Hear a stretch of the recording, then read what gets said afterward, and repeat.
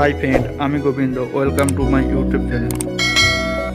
বন্ধুরা, সম্পূর্ণ ফ্রিতে কীভাবে ডাইস তৈরি করা যায় তারই ভিডিও আমি তোমাদের সাথে শেয়ার করতে চলেছি।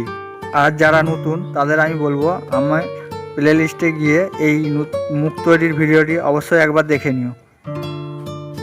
বন্ধুরা, প্রথমে আমি মুখটি শুকনো করে সরষের তেল একটু মাখিয়ে নিচ্ছি। তোমরা চাইলে যে কোনো ধরনের তেল ব্যবহার করতে পারো। এরপর বন্ধুরা, আমি যেভাবে মাটিটির মধ্যে মুখটি লাগাচ্ছি, বন্ধুরা এইভাবে লাগালেই মুখটির ডাইস তৈরি হয়ে যাবে। এবং মাটিটা একটু নরম করতে হবে যাতে ভালোভাবে মুখটি মাটির মধ্যে লাগানো যায়। মাটিতে লাগানোর পর কিছুক্ষণ পরে আমি মুখটিকে ঠিক এইভাবে আস্তে আস্তে করে বার করে নেব এবং মুখের ডাইসটি সম্পূর্ণ তৈরি। এবং এটি কাঁচা থাকার জন্য আমি এটিকে রোদে শুকনো করতে দেবো।